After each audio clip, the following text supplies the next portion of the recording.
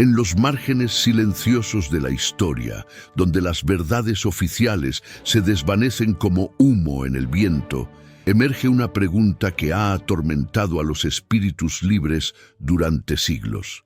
¿Fue la resurrección de Lázaro el milagro más grande jamás registrado, o acaso el engaño más brillante jamás concebido?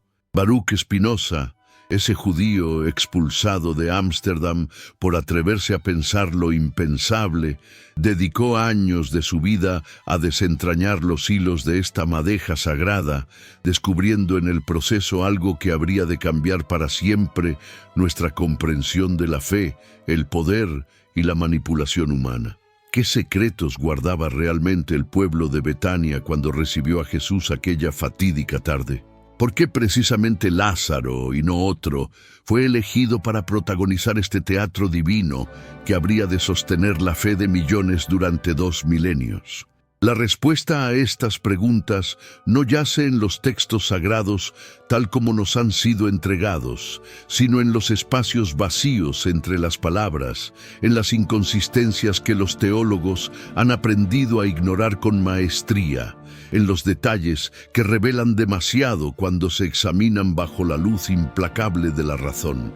Spinoza comprendió algo fundamental que escapaba a sus contemporáneos: que el poder de los relatos sagrados no residía en su veracidad histórica, sino en su capacidad para moldear las almas humanas, para crear estructuras de creencia tan sólidas que pudieran sostener civilizaciones enteras. Pero, ¿qué sucede cuando esas estructuras se revelan como construcciones artificiosas, elaboradas con la misma precisión con que un arquitecto diseña una catedral? ¿Qué ocurre cuando descubrimos que detrás del milagro más conmovedor se esconde una maquinaria de manipulación tan sofisticada que habría causado envidia a los más hábiles ilusionistas de cualquier época? La tarde en que Lázaro emergió de su tumba, envuelto en vendas funerarias, no fue testigo únicamente del supuesto triunfo de la vida sobre la muerte. Fue el momento en que se selló uno de los pactos más extraordinarios entre el poder espiritual y las necesidades políticas de una comunidad en crisis. Porque Betania no era simplemente un pueblo cualquiera. Era un enclave estratégico donde se entrecruzaban rutas comerciales, influencias religiosas y tensiones sociales que amenazaban con desestabilizar todo el delicado equilibrio sobre el que se sostenía la región. ¿Acaso es casualidad que Lázaro fuera descrito como un hombre próspero, con hermanas que poseían recursos suficientes para ofrecer banquetes suntuosos y perfumes costosos?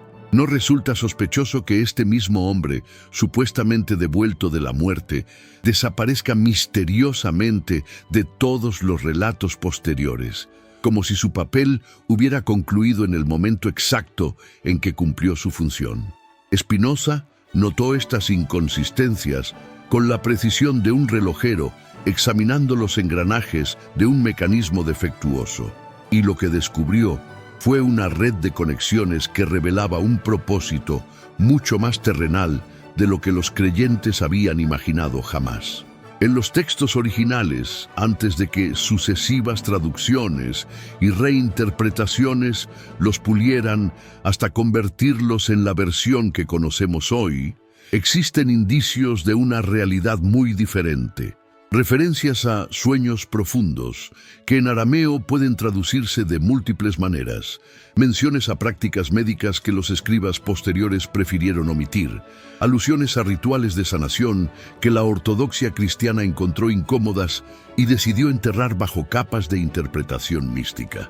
¿Qué conocimientos poseían realmente los habitantes de Betania sobre estados alterados de conciencia, sobre técnicas de recuperación que hoy llamaríamos médicas, pero que entonces se confundían con lo sobrenatural? ¿Por qué Jesús esperó deliberadamente 4 días antes de acudir al llamado de las hermanas de Lázaro, un tiempo que curiosamente coincide con los períodos críticos que los sanadores de la época consideraban decisivos para ciertos tipos de intervención?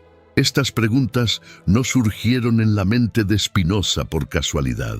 emergieron de años de estudio meticuloso de textos que la mayoría de sus contemporáneos preferían aceptar sin cuestionamiento.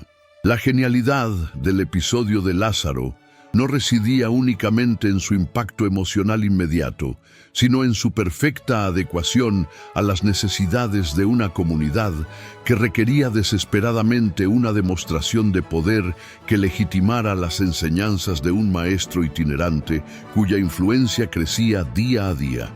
Pero, ¿qué tipo de demostración sería lo suficientemente poderosa como para silenciar a los escépticos y al mismo tiempo lo suficientemente ambigua como para resistir el escrutinio de las generaciones futuras?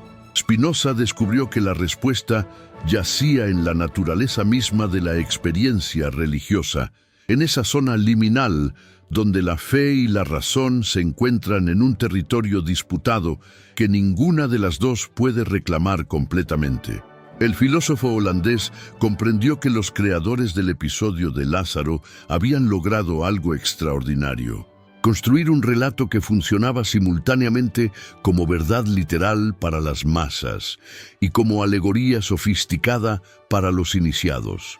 Un truco narrativo que permitía múltiples niveles de interpretación sin contradecir explícitamente ninguno de ellos.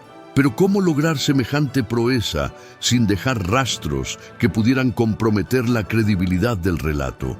La clave estaba en la selección cuidadosa de los detalles, en la omisión estratégica de ciertos elementos que habrían resultado demasiado reveladores, en la construcción de un marco temporal que permitiera que los eventos se desarrollaran con la precisión de una obra teatral perfectamente ensayada. Porque eso era, en esencia, lo que Spinoza había descubierto. Una representación tan magistralmente ejecutada que había logrado confundir la realidad con la ficción durante casi 2000 años. Los hermanos de Betania no eran simplemente una familia próspera que había tenido la fortuna de recibir un milagro. Eran participantes conscientes en una operación de propaganda religiosa tan sofisticada que habría causado admiración a los más hábiles estrategas políticos de cualquier época.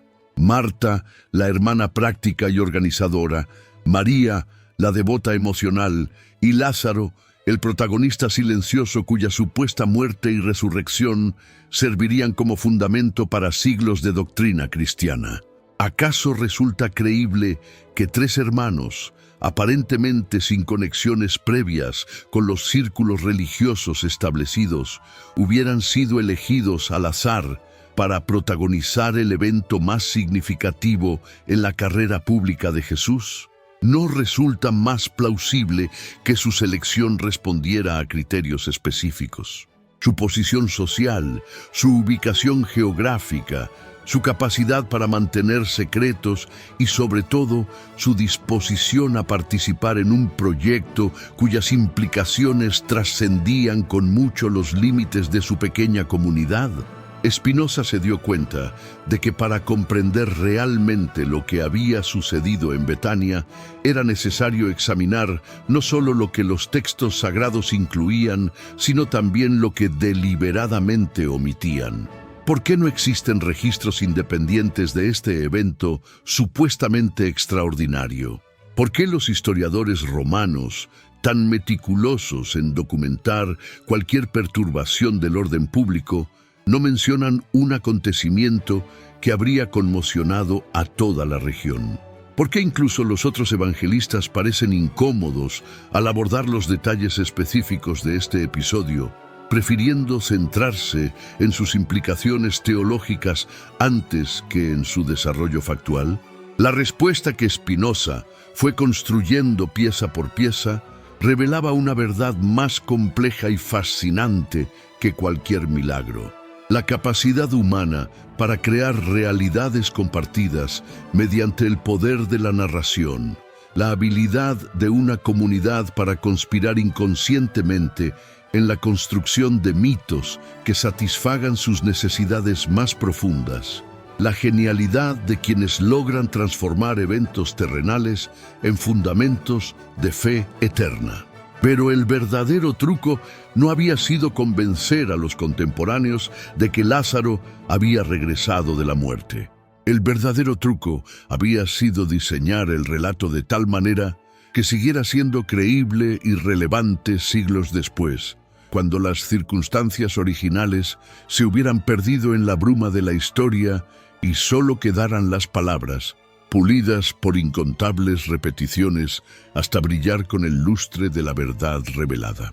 ¿Cómo habían logrado los arquitectos de esta narrativa anticipar las preguntas que surgirían en mentes futuras y preparar respuestas que satisficieran tanto a los creyentes como a los escépticos? ¿Cómo habían conseguido que un evento supuestamente singular se convirtiera en el modelo para interpretar toda experiencia religiosa posterior? Spinoza comprendió que la respuesta yacía en la naturaleza misma del engaño más sofisticado, aquel que no busca ocultar la verdad, sino transformarla en algo tan elevado y sublime que la realidad ordinaria parezca, por comparación, insignificante y desdeñable. El pueblo de Betania había sido transformado en un escenario, sus habitantes en actores, y su historia en un guión que seguiría representándose en iglesias, catedrales y sinagogas durante milenios. ¿Pero qué había sido de los protagonistas originales una vez que terminó la función? ¿Qué sucedió con Lázaro después de su supuesta resurrección? ¿Por qué un hombre que había experimentado la muerte y regresado para contarlo no se convirtió en el personaje más importante del cristianismo primitivo? Estas preguntas llevaron a Spinoza a una conclusión que habría de revolucionar su comprensión, no solo del cristianismo, sino de todas las religiones organizadas. Que el poder de los mitos sagrados no dependía de su veracidad histórica, sino de su capacidad para simbolizar verdades psicológicas y sociales más profundas que cualquier evento particular podría jamás encarnar. La resurrección de Lázaro no era el relato de un milagro, era la descripción metafórica del proceso mediante el cual las comunidades humanas logran superar las crisis existenciales que amenazan con destruirlas. El retrato simbólico de cómo la esperanza puede ser manufacturada artificialmente cuando las circunstancias naturales no la proveen. La demostración práctica de que la fe puede ser más poderosa que los hechos cuando se la presenta con la habilidad es suficiente. Pero Spinoza había descubierto algo aún más inquietante, que los creadores del episodio de Lázaro habían comprendido intuitivamente principios sobre la naturaleza humana que la psicología moderna apenas comenzaba a articular. Habían entendido que las personas necesitan creer en la posibilidad de la transformación radical, que las comunidades requieren eventos fundacionales que justifiquen su cohesión, que los líderes necesitan demostraciones de poder que validen su autoridad. ¿Acaso no resulta asombroso que un grupo de individuos que vivían en una provincia remota del Imperio Romano hubieran logrado crear una narrativa tan poderosa que continuaría moldeando la conciencia occidental 2000 años después? ¿No es acaso más milagroso este logro que cualquier resurrección literal podría jamás ser? Spinoza comenzaba a vislumbrar que había tropezado no con una falsificación burda, sino con una obra maestra de ingeniería social que revelaba capacidades humanas más extraordinarias que cualquier intervención sobrenatural. La verdadera genialidad del episodio de Lázaro residía en su estructura narrativa, en la forma en que combinaba elementos familiares de una manera completamente nueva, en cómo lograba que lo imposible pareciera inevitable y lo sobrenatural se sintiera como la consecuencia natural de fuerzas que, aunque misteriosas, operaban según leyes comprensibles para quienes poseían la sabiduría necesaria para descifrarlas. Pero ¿quién poseía realmente esa sabiduría en el contexto original? ¿Quién había sido capaz de concebir y ejecutar un plan tan ambicioso que sus efectos continuarían resonando a través de los siglos? Spinoza empezaba a sospechar que detrás del episodio de Lázaro se escondía una inteligencia colectiva más sofisticada de lo que los estudios bíblicos tradicionales habían jamás imaginado. Una red de individuos que comprendían perfectamente el poder de los símbolos y sabían exactamente cómo manipularlos para lograr efectos específicos en audiencias determinadas. Esta realización llevó al filósofo a una pregunta aún más perturbadora. Si el episodio de Lázaro había sido una construcción tan cuidadosamente planificada, ¿qué otros eventos supuestamente milagrosos podrían revelar, bajo escrutinio similar, evidencias de una autoría igualmente humana y propósitos igualmente terrenales? Habría tropezado con la punta de un iceberg que, una vez explorado completamente, revelaría que toda la estructura de la fe occidental se asentaba sobre fundamentos mucho más artificiales de lo que sus defensores jamás habrían admitido. Los días siguientes a esta revelación fueron para Spinoza un período de intensa agitación intelectual. Cada texto que reexaminaba, cada pasaje que volvía a analizar, parecía confirmar sus sospechas más audaces. Los relatos evangélicos no eran simples testimonios de eventos extraordinarios. Eran documentos de propaganda religiosa tan hábilmente construidos que habían logrado disfrazar su naturaleza artificial bajo capas de aparente simplicidad y autenticidad emocional. Pero ¿cómo habían logrado sus creadores anticipar las necesidades espirituales de generaciones futuras con tanta precisión? ¿Cómo habían conseguido que historias surgidas en un contexto cultural específico resonaran con igual poder en civilizaciones completamente diferentes? La respuesta, Spinoza comenzaba a comprenderlo, yacía en el hecho de que los arquitectos de estos relatos no habían estado inventando eventos arbitrarios, sino codificando verdades universales sobre la experiencia humana en formas narrativas que pudieran sobrevivir a los cambios culturales y seguir siendo relevantes independientemente del contexto histórico particular. El episodio de Lázaro no era simplemente la descripción de una resurrección, era un manual de instrucciones sobre cómo las comunidades pueden renacer cuando parecen condenadas a la extinción.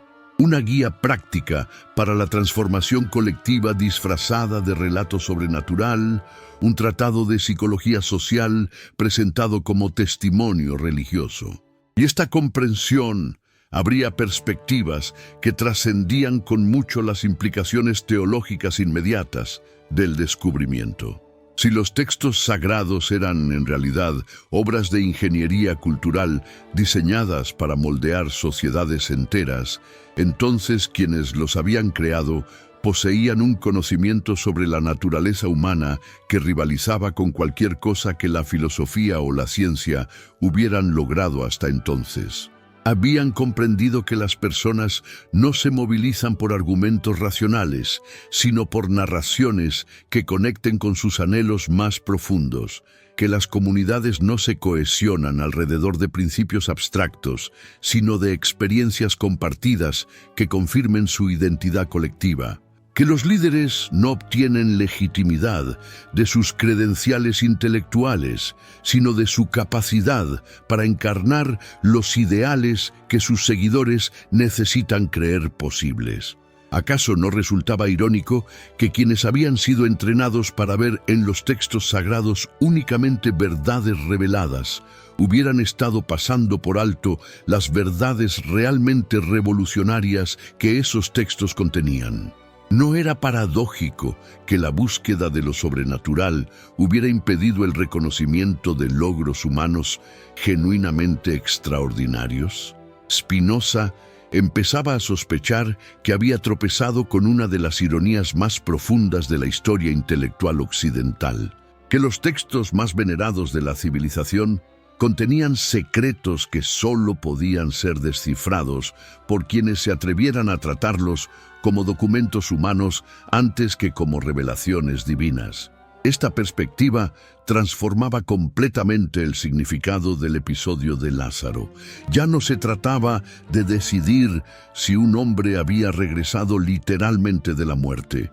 Se trataba de comprender cómo una comunidad había logrado crear un símbolo tan poderoso de renovación y esperanza que continuaría inspirando transformaciones reales en la vida de millones de personas durante siglos. Ya no importaba si el evento había sido históricamente factual.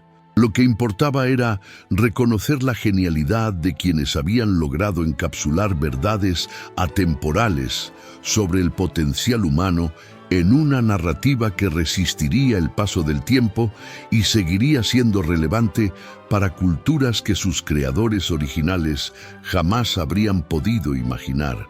Pero Spinoza también había comenzado a vislumbrar las implicaciones más oscuras de su descubrimiento. Si los relatos sagrados eran construcciones artificiales diseñadas para moldear comportamientos colectivos, entonces quienes controlaban esas narrativas poseían un poder sobre las sociedades humanas que trascendía cualquier forma de autoridad política o militar tradicional. Tenían la capacidad de determinar qué creían las personas sobre la naturaleza de la realidad, qué esperanzas consideraban legítimas, qué sacrificios estaban dispuestas a hacer en nombre de ideales que, en última instancia, habían sido manufacturados por mentes humanas para servir propósitos específicos. ¿Qué responsabilidad tenían entonces los intelectuales que descubrían estas verdades incómodas? Era su deber revelar los mecanismos ocultos detrás de las creencias que sostenían el orden social, arriesgándose a destruir las ilusiones que permitían a las comunidades funcionar cohesivamente. ¿O debían guardar silencio, convirtiéndose en cómplices involuntarios de sistemas de manipulación que, aunque efectivos para mantener la estabilidad social, negaban a los individuos el derecho fundamental de conocer la verdad sobre las fuerzas que moldeaban sus vidas? Estas preguntas torturaban a Spinoza mientras continuaba profundizando en su análisis del episodio de Lázaro. Cada nueva conexión que descubría, cada patrón adicional que identificaba, lo acercaba más a una comprensión que amenazaba con transformar radicalmente su visión, no solo del cristianismo, sino de todas las estructuras de creencia sobre las que se asentaba la civilización occidental.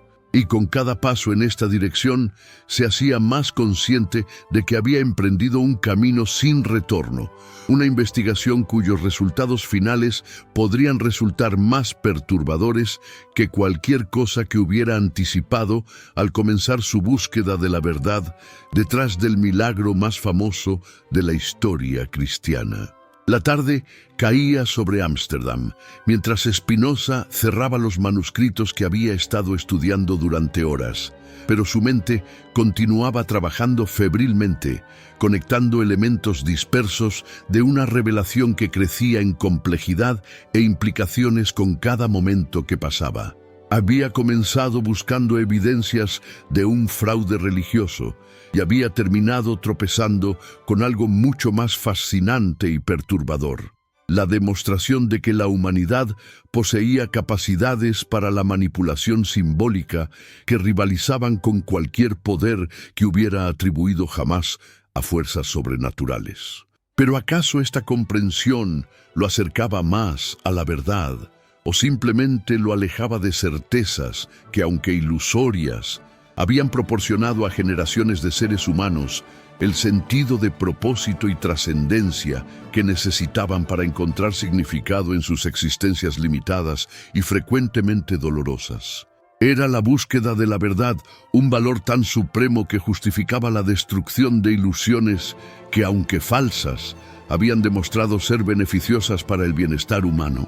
Estas preguntas acompañarían a Spinoza durante el resto de su investigación, añadiendo una dimensión ética a lo que había comenzado como un ejercicio puramente intelectual, transformando su búsqueda de conocimiento en una confrontación con las responsabilidades morales que acompañan inevitablemente a cualquier descubrimiento que amenace las bases sobre las que las sociedades humanas construyen su sentido de identidad y propósito colectivo.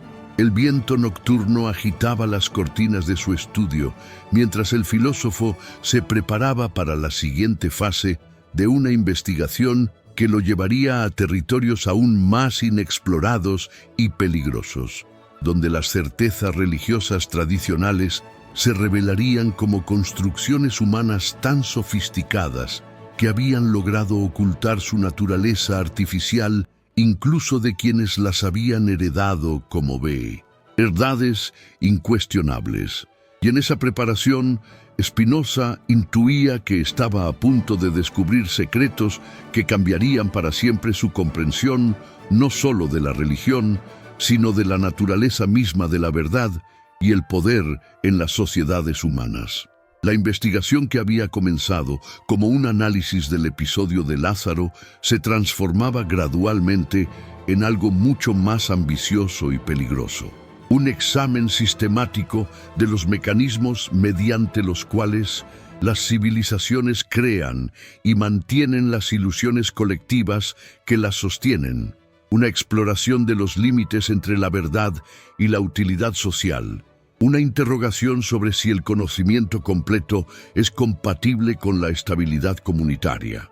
Y mientras se adentraba en estos territorios inexplorados, Spinoza comenzaba a comprender que había emprendido no solo una búsqueda intelectual, sino una aventura que pondría a prueba los fundamentos mismos de su comprensión sobre el papel del filósofo en una sociedad construida sobre verdades que podrían revelarse bajo escrutinio suficiente como las ficciones más elaboradas jamás concebidas por la mente humana. En los márgenes de sus manuscritos, iluminados por la luz vacilante de las velas, Spinoza comenzaba a anotar las preguntas que guiarían la siguiente fase de su investigación. ¿Cómo habían logrado los creadores del cristianismo primitivo anticipar las necesidades espirituales de civilizaciones que no existirían hasta siglos después? ¿Qué principios universales sobre la psicología humana habían codificado en relatos que parecían específicos de su época, pero demostraban una relevancia atemporal? ¿Cómo habían conseguido que construcciones artificiales se sintieran más reales y convincentes que la experiencia directa de la realidad ordinaria? Estas preguntas lo llevarían a descubrimientos que trascenderían con mucho sus expectativas originales, revelando no solo la mecánica oculta detrás del episodio de Lázaro, sino los principios fundamentales mediante los cuales todas las civilizaciones construyen las narrativas que les permiten funcionar como entidades cohesivas. Y en ese proceso, Spinoza estaba a punto de descubrir que la línea entre la verdad y la ficción, entre lo real y lo construido, era mucho más tenue de lo que cualquier filosofía previa había jamás reconocido, abriendo perspectivas sobre la naturaleza de la realidad que resultarían tan liberadoras como perturbadoras para quienes tuvieran el coraje de explorarlas completamente.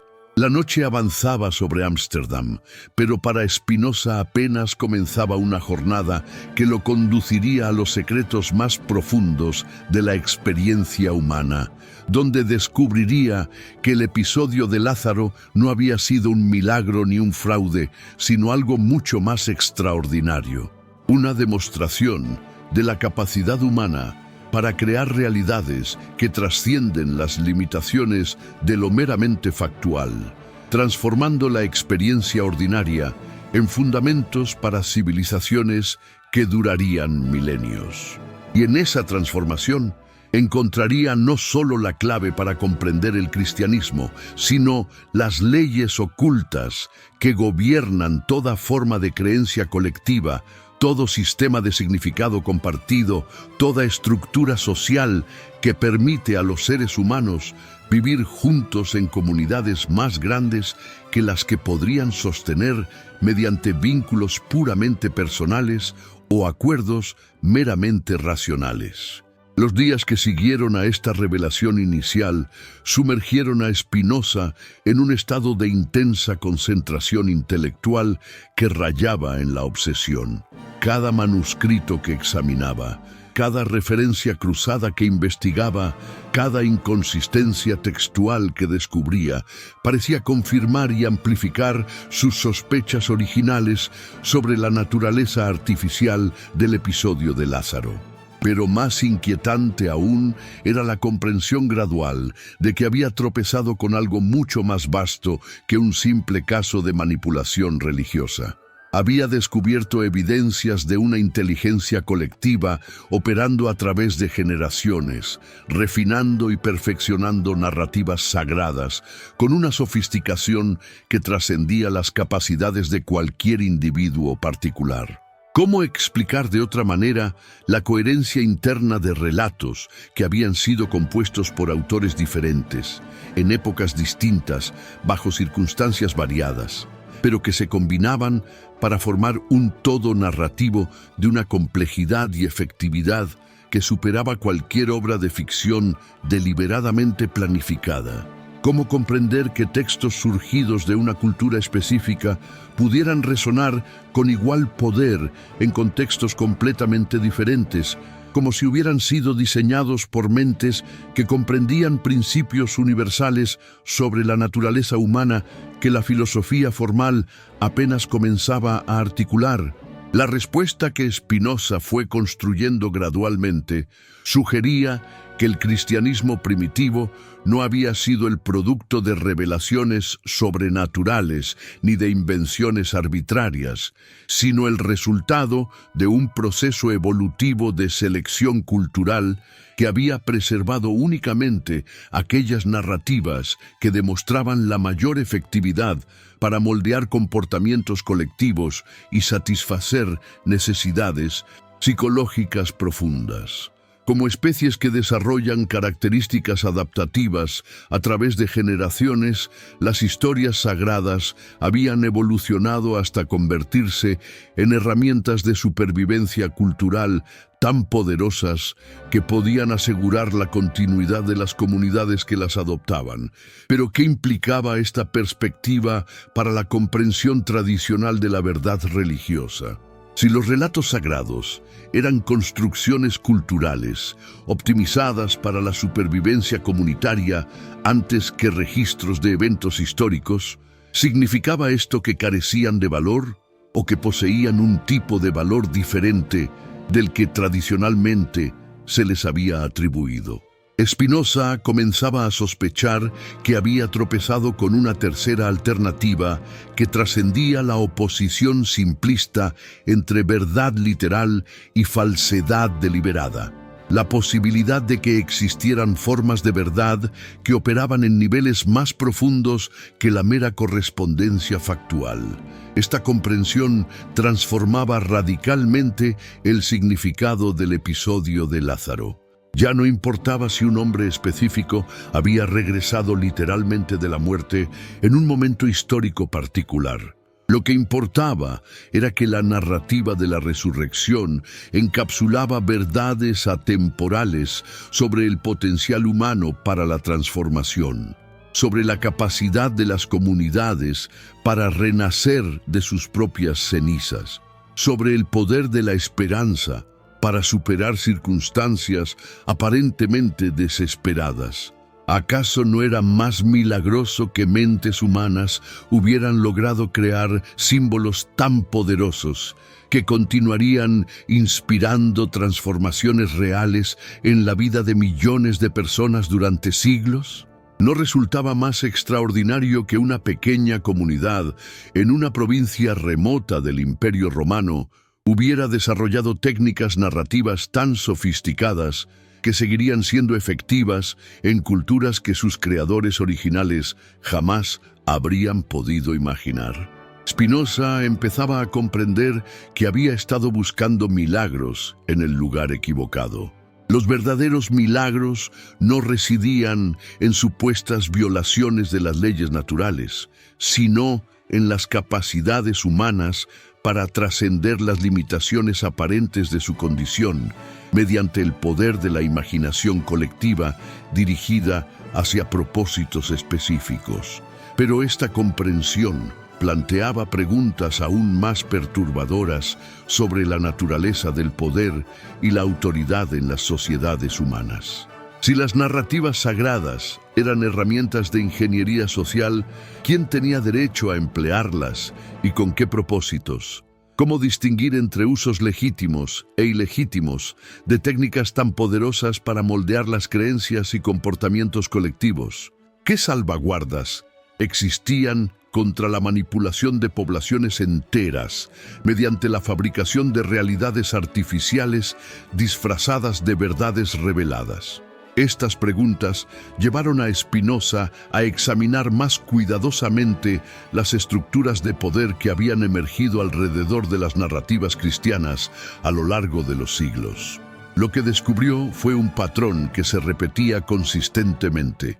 Las mismas técnicas que habían sido empleadas originalmente para crear cohesión comunitaria y esperanza colectiva habían sido gradualmente apropiadas por instituciones que las utilizaban para mantener jerarquías sociales, justificar desigualdades económicas y suprimir formas de pensamiento que amenazaran el status quo establecido.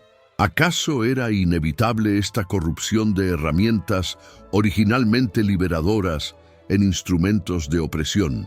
¿O existían maneras de preservar el poder transformador de las narrativas sagradas sin permitir que fueran monopolizadas por élites que las emplearan para servir sus propios intereses antes que las necesidades de las comunidades que supuestamente servían?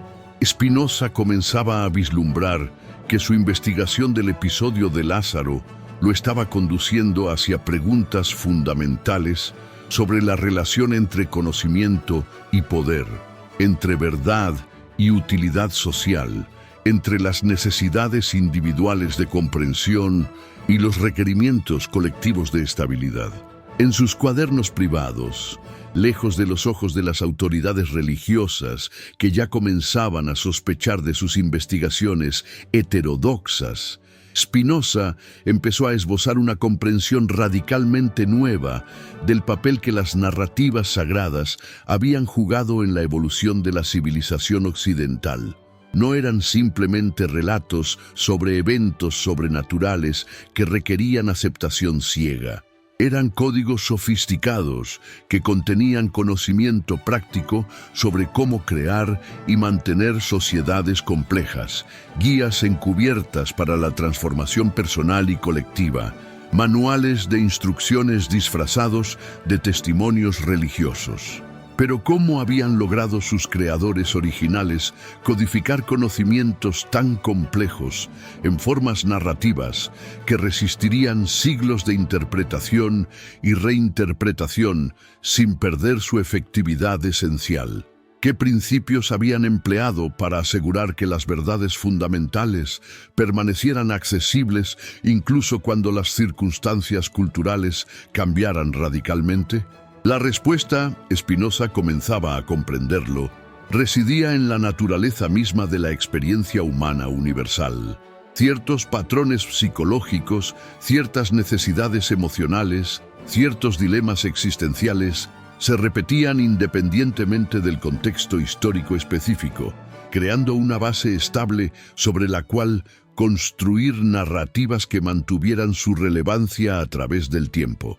El episodio de Lázaro había sido construido alrededor de uno de estos patrones universales, el temor a la muerte y el anhelo de trascendencia que caracteriza toda experiencia humana consciente. Pero en lugar de abordar estos temas directamente, sus creadores habían desarrollado una estrategia narrativa mucho más sofisticada. Presentar la muerte y la resurrección como eventos externos, protagonizados por personajes específicos, permitiendo que las audiencias proyectaran sus propias experiencias internas sobre estos símbolos externos y descubrieran por sí mismas las verdades personales que la narrativa estaba diseñada para revelar. ¿Acaso no era esta una forma de enseñanza mucho más poderosa que cualquier tratado filosófico o manual de instrucciones directo? ¿No resultaba más efectivo permitir que las personas descubrieran las verdades por sí mismas mediante la contemplación de símbolos cuidadosamente construidos que intentar transmitir conocimiento mediante argumentos racionales que podrían ser rechazados por mentes no preparadas para recibirlos? Spinoza empezaba a comprender que los creadores de las narrativas cristianas habían anticipado intuiciones sobre el aprendizaje humano que la pedagogía moderna apenas comenzaba a articular formalmente. Esta comprensión transformaba completamente su evaluación del episodio de Lázaro. Ya no se trataba de un engaño destinado a manipular a poblaciones crédulas, sino de una tecnología educativa tan avanzada que había logrado transmitir conocimientos complejos sobre la naturaleza de la experiencia humana a audiencias que abarcaban múltiples generaciones y culturas diversas. Era, en esencia, un ejemplo temprano de lo que siglos después se llamaría ingeniería del conocimiento. La creación de sistemas simbólicos que podían preservar y transmitir información crucial, independientemente de los cambios en las circunstancias externas. Pero ¿qué información específica había sido codificada en la narrativa de la resurrección de Lázaro? ¿Qué conocimientos prácticos sobre la transformación humana habían sido disfrazados como relato sobrenatural? Spinoza dedicó semanas a descifrar estos códigos ocultos, comparando el texto evangélico con tradiciones filosóficas y místicas contemporáneas, buscando paralelos en literaturas que pudieran revelar las fuentes conceptuales que habían inspirado a los compositores originales de la narrativa. Lo que descubrió fue una síntesis extraordinariamente sofisticada de tradiciones grecorromanas, judías y orientales que habían sido combinadas en una forma narrativa completamente nueva. El episodio de Lázaro no era simplemente una historia judía con elementos helenísticos. Era una fusión cultural tan compleja que sugería la participación de mentes familiarizadas con múltiples tradiciones intelectuales, capaces de extraer elementos de sistemas diversos y recombinarlos en una estructura narrativa que trascendiera las limitaciones de cualquier tradición particular. ¿Cómo habían logrado los autores originales acceso a conocimientos que supuestamente estaban restringidos a círculos esotéricos específicos? ¿Qué redes de intercambio intelectual habían existido en el mundo mediterráneo del primer siglo que permitieran este tipo de síntesis cultural? Spinoza comenzaba a sospechar que había tropezado con evidencias de una comunidad intelectual internacional mucho más desarrollada de lo que los estudios históricos convencionales habían reconocido. Una red de pensadores que trabajaban conscientemente para crear nuevas formas de sabiduría que pudieran trascender las divisiones culturales y religiosas tradicionales. Esta posibilidad abría perspectivas fascinantes sobre los orígenes del cristianismo primitivo. Y si los evangelios no habían sido compuestos por testigos simples y no educados, como la tradición sugería, sino por intelectuales sofisticados que deliberadamente habían adoptado un estilo narrativo simple para hacer accesibles ideas complejas a audiencias populares. ¿Y si el cristianismo primitivo había sido, desde sus inicios, un proyecto consciente de ingeniería cultural, diseñado para crear una nueva forma de civilización que pudiera integrar las mejores intuiciones de tradiciones diversas en una síntesis coherente y práctica? Estas especulaciones llevaron a Spinoza a reexaminar no solo el episodio de Lázaro, sino toda la estructura narrativa de los evangelios desde una perspectiva completamente nueva. Lo que había interpretado inicialmente como inconsistencias y contradicciones comenzó a revelarse como técnicas deliberadas para codificar múltiples niveles de significado en textos que debían funcionar simultáneamente como historias populares y como tratados filosóficos para audiencias más sofisticadas. ¿Acaso no era brillante crear narrativas que pudieran ser interpretadas literalmente por quienes necesitaran certezas simples, alegóricamente por quienes buscaran significados más profundos, y prácticamente por quienes estuvieran preparados para aplicar las enseñanzas a la transformación de sus propias vidas y comunidades? ¿No resultaba genial desarrollar un sistema de comunicación que pudiera adaptarse automáticamente al nivel de comprensión de diferentes audiencias, sin perder coherencia interna ni efectividad práctica? Spinoza empezaba a comprender que había tropezado con algo mucho más extraordinario que evidencias de fraude religioso. Había descubierto los restos de una tecnología de comunicación tan avanzada que había logrado preservar y transmitir conocimientos complejos a través de siglos de turbulencia cultural, persecución política y transformación social. Los textos cristianos no eran simplemente documentos religiosos.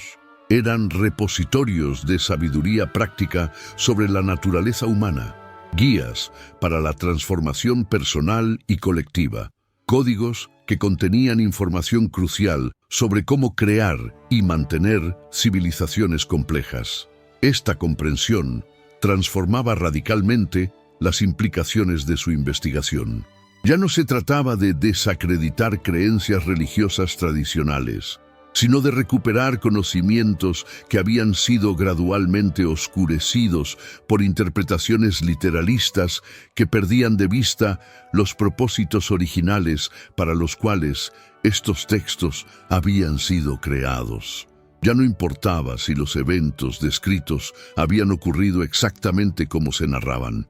Lo que importaba era comprender qué verdades atemporales sobre la experiencia humana habían sido codificadas en estas narrativas y cómo podían ser aplicadas para abordar los desafíos que enfrentaban las sociedades contemporáneas. Pero ¿cómo recuperar estos conocimientos ocultos sin destruir las estructuras de creencia que continuaban proporcionando estabilidad y sentido a millones de personas que no estaban preparadas para confrontar la naturaleza artificial de las narrativas que sostenían sus vidas? ¿Cómo preservar los beneficios prácticos de las tradiciones religiosas mientras se revelaban los principios racionales que las habían generado?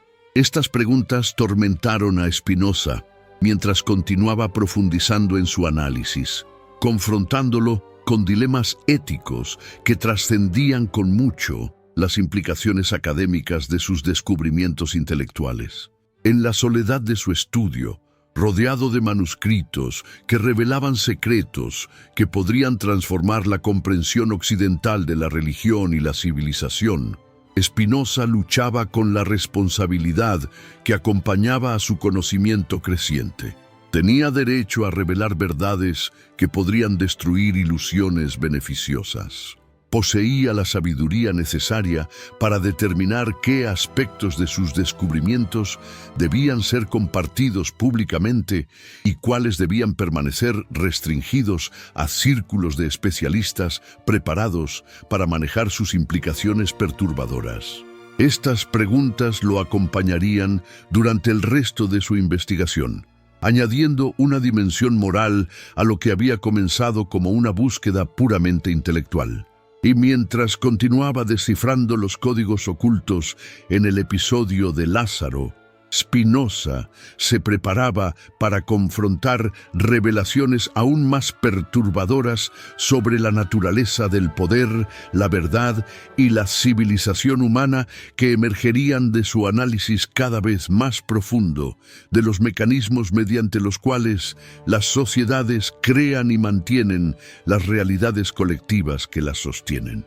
Los vientos de otoño comenzaban a agitar las hojas en las calles de Ámsterdam, pero en el estudio de Spinoza, iluminado por velas que proyectaban sombras danzantes sobre páginas cubiertas de anotaciones cada vez más complejas, el tiempo parecía suspendido en un presente eterno, donde los secretos del pasado se revelaban gradualmente, prometiendo transformar no solo la comprensión del cristianismo, sino toda la estructura conceptual sobre la cual Occidente había construido su sentido de identidad y propósito colectivo. La investigación que había comenzado con el simple deseo de comprender si Lázaro había regresado realmente de la muerte, se había transformado en una exploración de los límites mismos entre la realidad y la construcción humana, entre la verdad y la utilidad social, entre el conocimiento individual y la estabilidad colectiva. Y en esa transformación, Spinoza intuía que estaba a punto de descubrir no solo los secretos del episodio más famoso del cristianismo primitivo, sino los principios fundamentales mediante los cuales todas las civilizaciones crean las narrativas que les permiten trascender las limitaciones aparentes de la experiencia ordinaria y construir realidades compartidas más ricas y complejas que cualquier cosa que la percepción individual podría jamás abarcar por sí sola. El amanecer del 10º día de investigación encontró a Spinoza en un estado de agitación intelectual que rayaba en la fiebre. Los manuscritos esparcidos sobre su escritorio parecían susurrar secretos que amenazaban con resquebrajar los cimientos mismos de la civilización occidental. Pero era precisamente en esa amenaza donde residía la promesa de una comprensión más profunda de la naturaleza humana.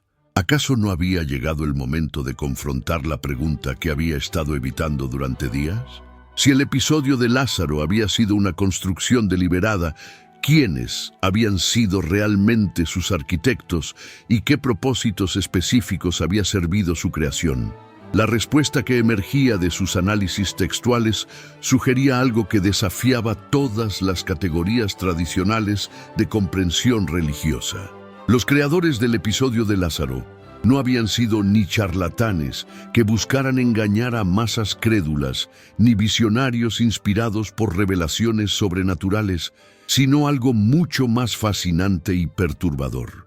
Una red de intelectuales que habían comprendido intuitivamente principios sobre la psicología colectiva que la ciencia moderna apenas comenzaba a articular, y que habían empleado este conocimiento para crear herramientas de transformación social disfrazadas de relatos religiosos. Pero ¿cómo habían logrado coordinar sus esfuerzos a través de distancias geográficas y barreras culturales que habrían hecho imposible cualquier forma de conspiración convencional? ¿Cómo habían conseguido que individuos que probablemente nunca se habían conocido personalmente colaboraran en la creación de narrativas tan coherentes que parecían surgir de una sola mente magistral? La respuesta, Spinoza comenzaba a comprenderlo, residía en la naturaleza misma de las verdades que estos textos codificaban. Eran tan fundamentales, tan universalmente aplicables, que cualquier mente suficientemente desarrollada que las contemplara llegaría inevitablemente a conclusiones similares sobre cómo presentarlas de manera efectiva. Esta comprensión sugería que el cristianismo primitivo no había sido el producto de un plan consciente ejecutado por conspiradores específicos, sino el resultado de un proceso evolutivo de selección cultural que había preservado únicamente aquellas narrativas que demostraban la mayor efectividad para moldear comportamientos colectivos. Como ríos que convergen naturalmente hacia el océano, Mentes dispersas, pero sintonizadas con las mismas verdades fundamentales, habían contribuido elementos que se combinaban espontáneamente en síntesis más poderosas que cualquier cosa que hubieran podido crear trabajando de manera aislada. ¿Acaso no era este un milagro más extraordinario que cualquier resurrección literal? ¿No resultaba más asombroso que la evolución cultural hubiera desarrollado mecanismos tan sofisticados para preservar y transmitir sabiduría práctica que rivalizaban con cualquier tecnología que la civilización hubiera producido conscientemente? Spinoza empezaba a vislumbrar que había tropezado con evidencias de una inteligencia colectiva que operaba según principios que trascendían la comprensión individual, creando resultados que ningún planificador humano habría podido anticipar o diseñar deliberadamente. Pero esta perspectiva planteaba preguntas aún más inquietantes sobre la naturaleza de la autoría y la intencionalidad en las tradiciones culturales. Si los textos sagrados eran productos de procesos evolutivos antes que de decisiones conscientes, ¿qué significaba hablar de sus creadores o de sus propósitos? ¿Cómo asignar responsabilidad moral por las consecuencias de narrativas que habían emergido de dinámicas que trascendían el control de cualquier agente particular? Estas preguntas llevaron a Spinoza a examinar más cuidadosamente los mecanismos específicos mediante los cuales el episodio de Lázaro había logrado su efectividad extraordinaria a lo largo de los siglos. Lo que descubrió fue una estructura narrativa de una complejidad que desafiaba cualquier explicación basada en composición accidental o inspiración espontánea. Cada elemento del relato parecía haber sido seleccionado para maximizar su impacto psicológico en audiencias específicas, mientras que la combinación de todos los elementos creaba efectos emergentes que trascendían la suma de las partes individuales. ¿Cómo explicar, por ejemplo, la elección específica del nombre Lázaro para el protagonista de la resurrección? ¿Era casualidad que este nombre derivara de Eleazar, que en hebreo significa Dios ha ayudado, creando una conexión subconsciente entre el personaje y la idea de intervención divina? ¿Y qué decir de la ubicación en Betania, cuyo nombre podía interpretarse como casa de la aflicción o lugar de los pobres, sugiriendo que los milagros más grandes ocurrían precisamente donde más se necesitaban? Spinoza descubrió que prácticamente cada detalle del episodio funcionaba en múltiples niveles simbólicos simultáneamente, creando un texto que podía ser leído como historia simple, alegoría filosófica, manual psicológico o guía práctica para la transformación comunitaria, dependiendo de las necesidades y capacidades de cada audiencia particular. Esta versatilidad interpretativa no podía ser producto de la casualidad.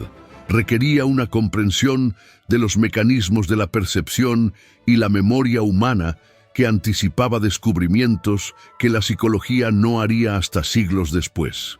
Pero ¿cómo habían adquirido los compositores originales conocimientos tan avanzados sobre el funcionamiento de la mente humana? ¿Qué tradiciones de sabiduría práctica habían estado disponibles en el mundo mediterráneo del primer siglo que pudieran explicar esta sofisticación psicológica? La respuesta que Spinoza fue construyendo gradualmente sugería que había subestimado enormemente el nivel de desarrollo intelectual que habían alcanzado ciertas comunidades en el mundo antiguo. Los textos herméticos, las tradiciones gnósticas, las escuelas de misterios grecorromanas, las prácticas terapéuticas judías, las técnicas de meditación orientales que habían comenzado a penetrar en el mundo mediterráneo, todos estos sistemas contenían insights sobre la naturaleza de la conciencia que habrían proporcionado los elementos conceptuales necesarios para crear narrativas con el poder transformador del episodio de Lázaro. Lo que había faltado no era conocimiento, sino síntesis. la capacidad de combinar elementos dispersos en formas nuevas que pudieran ser comunicadas efectivamente a audiencias populares. ¿Y si el cristianismo primitivo había representado precisamente esa síntesis? Un esfuerzo consciente por parte de intelectuales familiarizados con múltiples tradiciones de sabiduría para crear un sistema de comunicación que pudiera hacer accesibles conocimientos esotéricos a poblaciones que nunca habrían tenido acceso a las escuelas filosóficas o los círculos iniciáticos donde estos conocimientos se preservaban tradicionalmente. Esta perspectiva transformaba radicalmente la comprensión del propósito original de los textos evangélicos. Spinoza comenzó a ver el episodio de Lázaro no como una falsificación destinada a engañar, sino como una tecnología educativa diseñada para democratizar sabiduría que había estado restringida durante siglos a élites intelectuales. Era un intento de crear formas de enseñanza que pudieran funcionar independientemente del nivel educativo de las audiencias, que pudieran adaptarse automáticamente a diferentes capacidades de comprensión, que pudieran preservar conocimientos esenciales incluso cuando las circunstancias culturales cambiaran radicalmente. ¿Acaso no era este un proyecto más noble que cualquier empresa misionera convencional? ¿No resultaba más admirable el intento de liberar conocimientos transformadores de las restricciones que los mantenían inaccesibles para la mayoría de la humanidad? Spinoza empezaba a comprender que había juzgado mal las intenciones de los creadores originales del cristianismo. No habían estado construyendo una religión en el sentido tradicional, sino desarrollando herramientas para la evolución cultural que trascendían las categorías convencionales de lo religioso y lo secular. Esta comprensión lo llevó a reexaminar las acusaciones de manipulación que había estado formulando implícitamente contra los arquitectos de las narrativas cristianas. Era manipulación emplear técnicas psicológicas sofisticadas para transmitir conocimientos que podían transformar vidas y comunidades de maneras beneficiosas. ¿O era simplemente educación avanzada que empleaba métodos más efectivos que los que estaban disponibles en contextos académicos formales?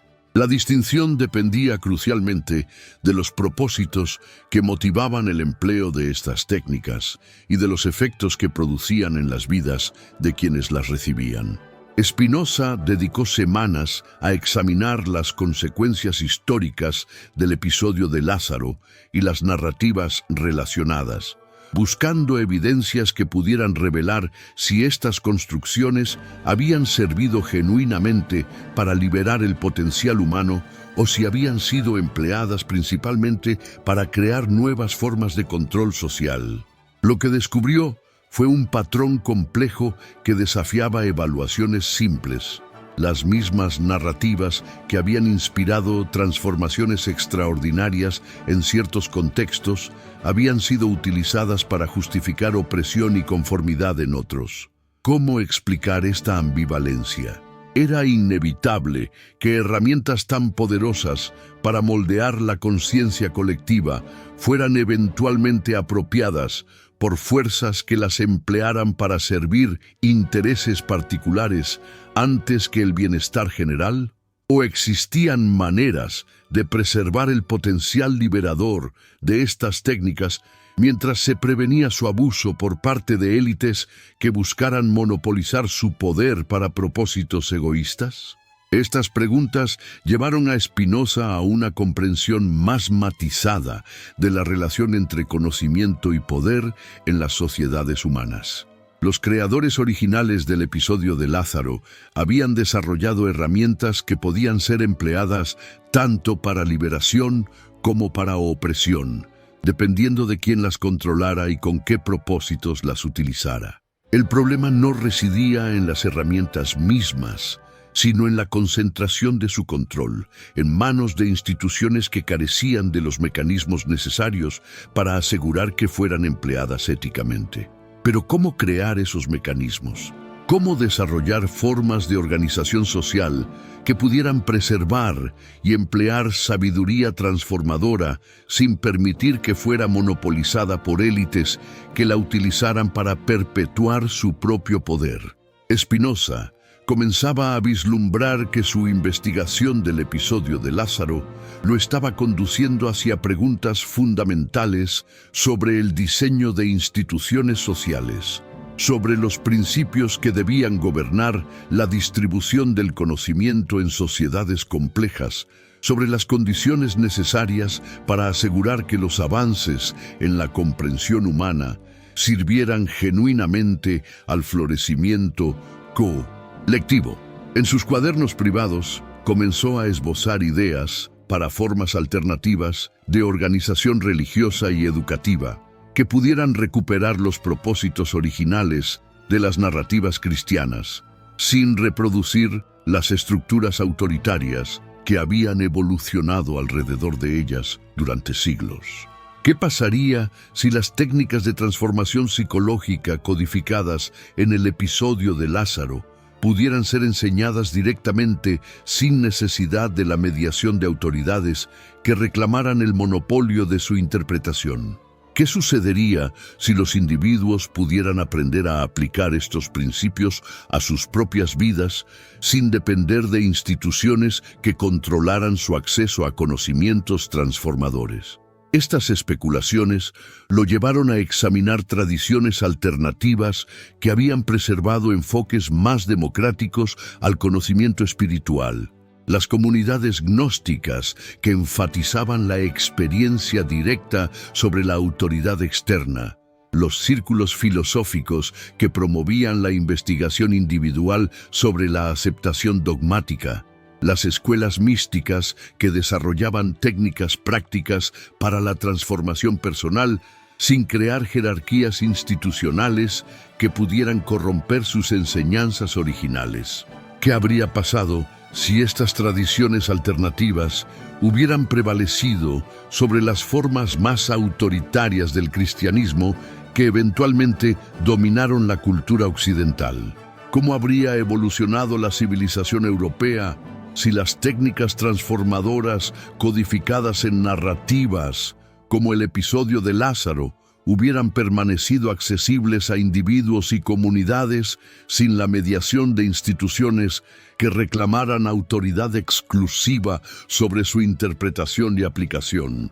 Spinoza empezaba a comprender que había tropezado no solo con evidencias sobre los orígenes del cristianismo, sino con principios que podían aplicarse para crear formas alternativas de organización social en su propia época.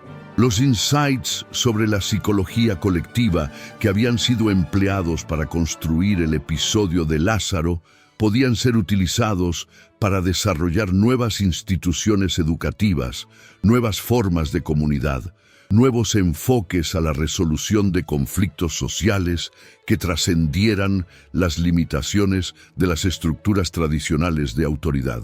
Pero ¿cómo implementar estas posibilidades sin reproducir los errores que habían llevado a la corrupción de las tradiciones originales? ¿Cómo crear sistemas que pudieran evolucionar y adaptarse a circunstancias cambiantes sin perder su orientación hacia el florecimiento humano genuino? Estas preguntas requerían no solo comprensión teórica, sino experimentación práctica que pudiera probar diferentes enfoques y refinar aquellos que demostraran mayor efectividad para promover tanto la realización individual como la cohesión comunitaria. En las páginas finales de sus cuadernos dedicados al episodio de Lázaro, Spinoza comenzó a bosquejar planes para pequeños grupos experimentales que pudieran explorar la aplicación práctica de los principios que había descubierto. Sería posible crear comunidades que emplearan las técnicas de transformación psicológica codificadas en las narrativas cristianas primitivas, pero organizadas según principios democráticos que previnieran la concentración de autoridad en individuos o instituciones particulares. podrían desarrollarse formas de práctica espiritual que preservaran el poder transformador de las tradiciones religiosas mientras eliminaran las estructuras dogmáticas que habían evolucionado alrededor de ellas. Estas preguntas lo obsesionaron durante las semanas que siguieron, llevándolo a establecer correspondencia discreta con otros intelectuales que compartían sus preocupaciones sobre las limitaciones de las instituciones religiosas existentes. Lo que descubrió fue una red informal de pensadores que habían llegado independientemente a conclusiones similares sobre la necesidad de recuperar los aspectos transformadores de las tradiciones espirituales mientras se desarrollaban nuevas formas de organización que pudieran sostener estos aspectos sin reproducir los problemas autoritarios de las instituciones establecidas. ¿Acaso no era natural que mentes sintonizadas con las mismas necesidades fundamentales convergieran hacia soluciones similares, del mismo modo que los creadores originales del cristianismo habían colaborado inconscientemente en la construcción de narrativas coherentes? ¿No sugería esto que existían principios universales sobre la organización social óptima que podían ser descubiertos mediante investigación cuidadosa y aplicados para crear formas de comunidad más efectivas para promover el florecimiento humano? Spinoza comenzaba a vislumbrar que su investigación del episodio de Lázaro había sido solo el punto de partida para un proyecto mucho más ambicioso: el desarrollo de una ciencia práctica de la transformación social que pudiera aplicar los insights sobre la naturaleza humana codificados en las tradiciones religiosas para crear nuevas formas de civilización que trascendieran las limitaciones tanto de las sociedades tradicionales como de las alternativas puramente seculares que comenzaban a emerger en su época. Pero ¿tenía derecho un individuo a emprender proyectos tan ambiciosos? ¿Poseía la sabiduría necesaria para anticipar las consecuencias de experimentos sociales que podrían afectar las vidas de muchas personas? Estas preguntas éticas acompañaron a Spinoza mientras continuaba desarrollando sus ideas, recordándole constantemente que el conocimiento sobre el poder de las narrativas para moldear realidades colectivas conllevaba responsabilidades que trascendían las obligaciones académicas ordinarias. En la soledad de su estudio, rodeado de manuscritos que contenían secretos sobre la naturaleza del poder espiritual y la transformación social, Spinoza luchaba con dilemas que no tenían respuestas fáciles. ¿Cómo equilibrar el impulso de compartir conocimientos que podrían beneficiar a la humanidad con la necesidad de prevenir su abuso por parte de fuerzas que los emplearan para propósitos destructivos? ¿Cómo crear canales para la transmisión de sabiduría práctica que fueran accesibles a quienes pudieran aplicarla constructivamente, pero resistentes a la apropiación por parte de quienes buscaran explotarla para ventaja personal? Estas preguntas lo llevaron a considerar la posibilidad de que los creadores originales del episodio de Lázaro hubieran enfrentado dilemas similares y que las características aparentemente misteriosas de su narrativa reflejaran no limitaciones accidentales, sino decisiones deliberadas sobre cómo codificar conocimientos poderosos de maneras que los protegieran contra el abuso mientras los mantenían accesibles para quienes estuvieran preparados para emplearlos éticamente. Y si las inconsistencias textuales que había interpretado inicialmente como evidencias de composición descuidada fueran en realidad mecanismos de protección diseñados para asegurar que solo quienes dedicaran el tiempo y esfuerzo necesarios para la comprensión profunda pudieran acceder a los conocimientos más poderosos que estos textos contenían.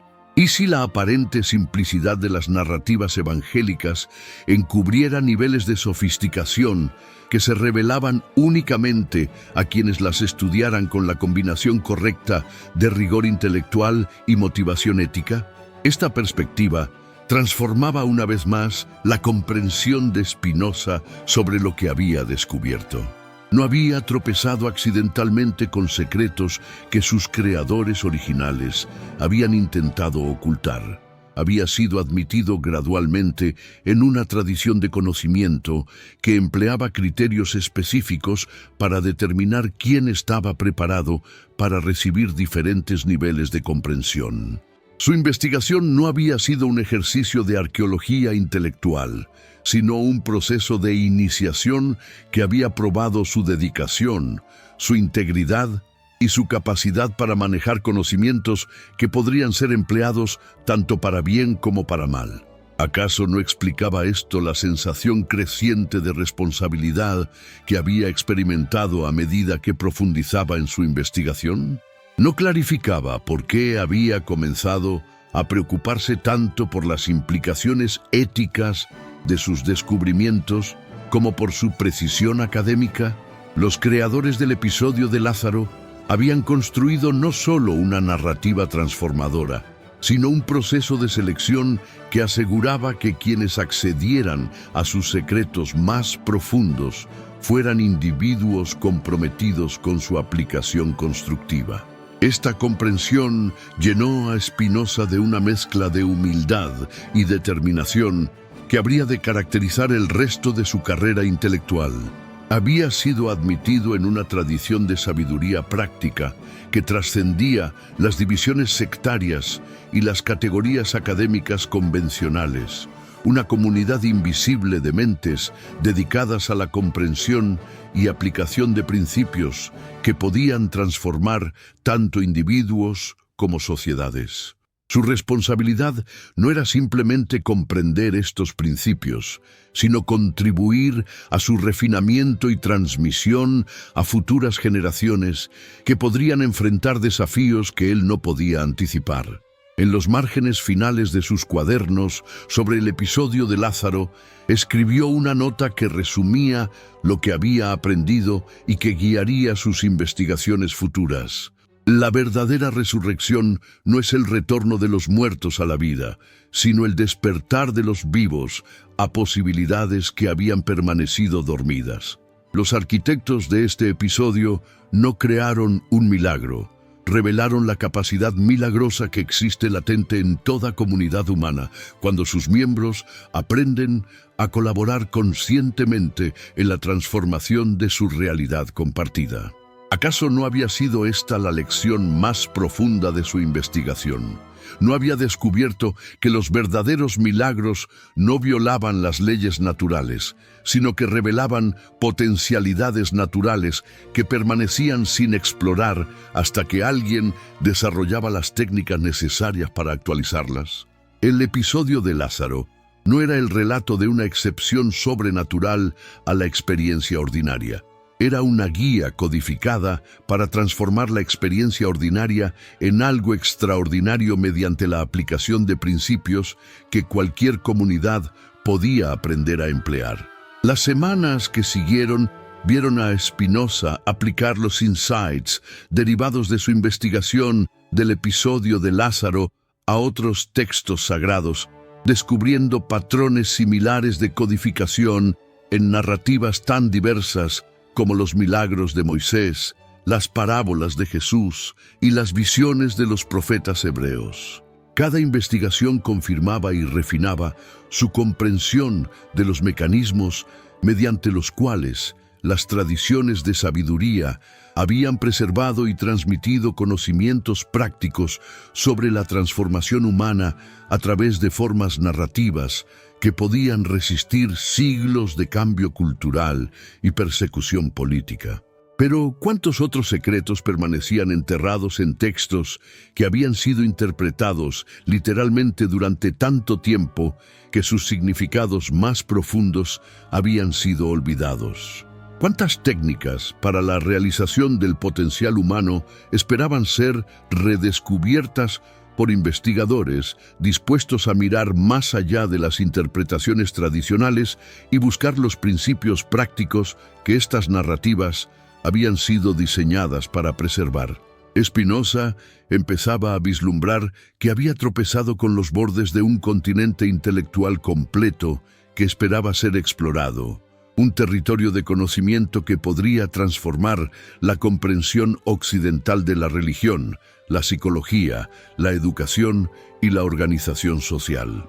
En las noches cada vez más largas del otoño amsterdamés, mientras las velas proyectaban sombras danzantes sobre páginas llenas de descubrimientos que podrían revolucionar la comprensión de la civilización occidental, Spinoza se preparaba para la siguiente fase de una investigación que había trascendido con mucho sus intenciones originales.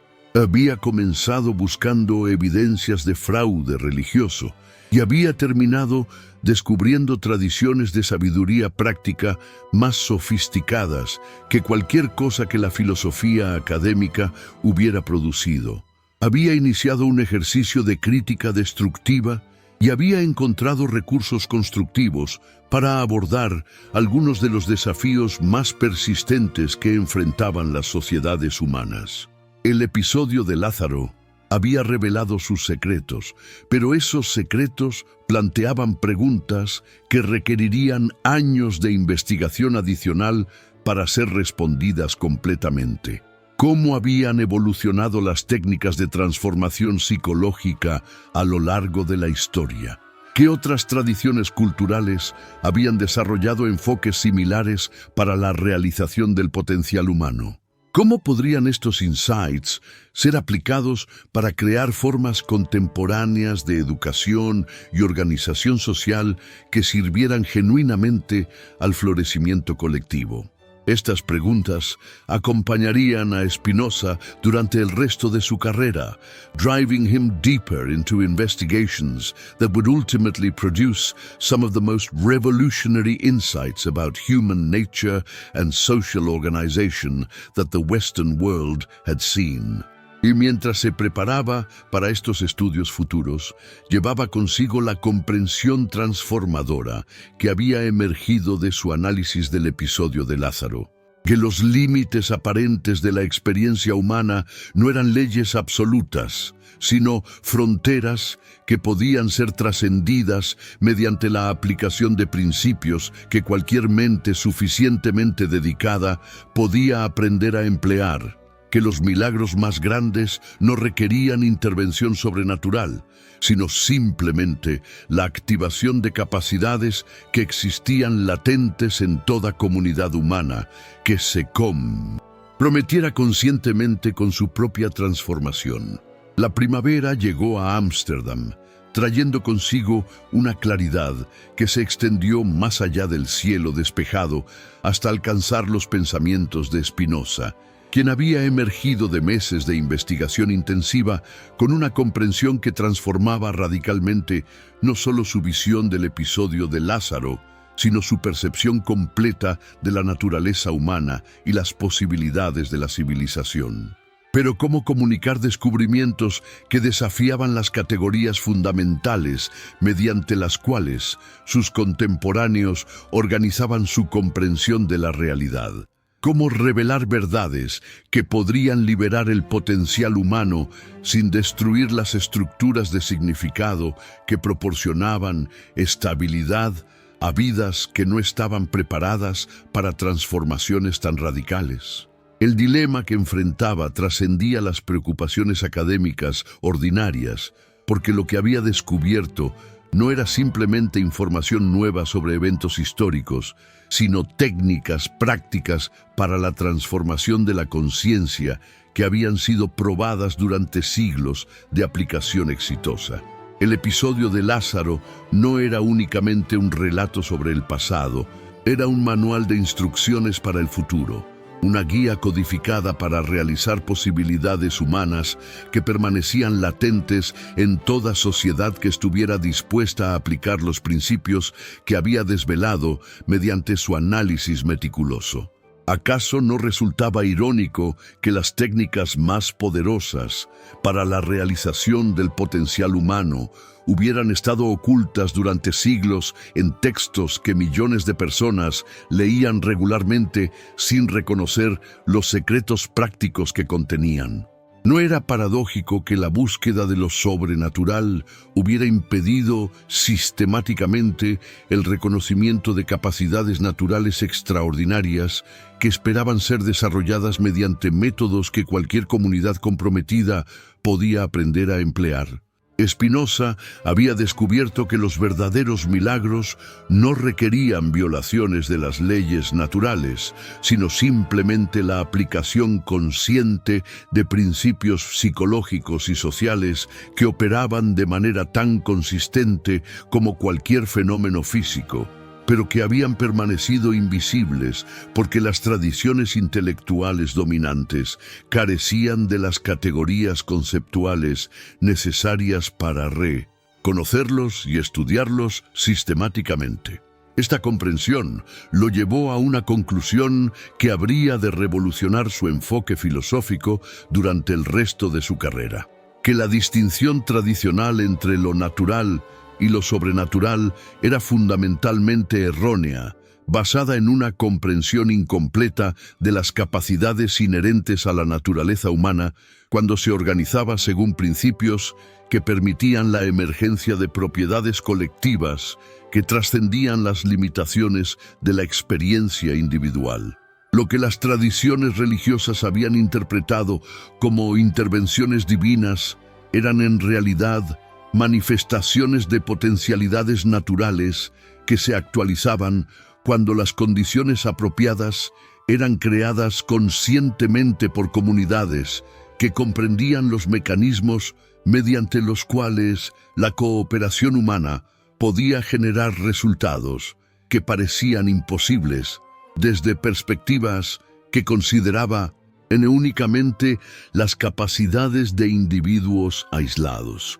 Pero ¿cómo habían logrado los creadores del episodio de Lázaro comprender estos principios siglos antes de que la psicología y la sociología comenzaran a articularlos formalmente? ¿Qué tradiciones de sabiduría práctica habían estado disponibles en el mundo antiguo que proporcionaran las bases conceptuales para desarrollar técnicas tan sofisticadas de transformación colectiva?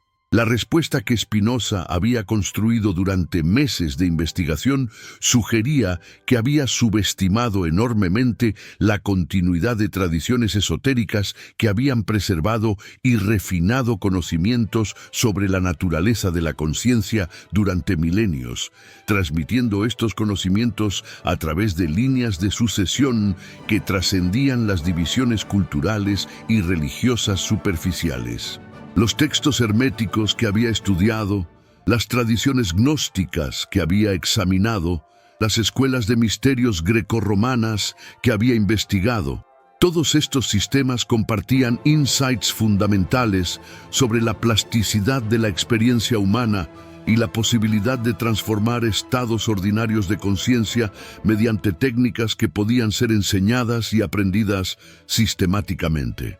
Lo que había distinguido a los creadores del cristianismo primitivo no había sido el acceso a conocimientos únicos, sino su genialidad para sintetizar elementos dispersos de múltiples tradiciones en formas nuevas que pudieran ser comunicadas efectivamente a audiencias populares sin requerir años de preparación esotérica. ¿Acaso no era esto lo que toda educación genuina debería aspirar a lograr?